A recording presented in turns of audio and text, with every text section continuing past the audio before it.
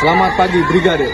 Kami, Tim SAR Kopi 1 Batalion Pelopor Satrimob Polda Jawa Barat melaksanakan kegiatan SAR di Desa Sukalaksana dan Desa Sukaraja, Kecamatan Banyuresmi, Kabupaten Garut.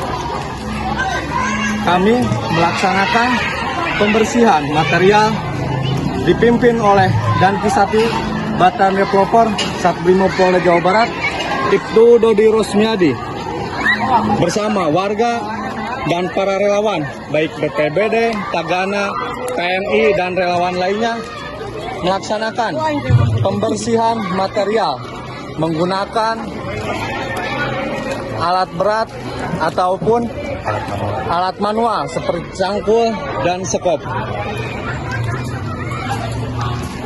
Demikian yang bisa kami laporkan dari Desa Sukalaksana dan Desa Sukaraja, Kecamatan Banyuresmi, Kabupaten Garut. Brigade.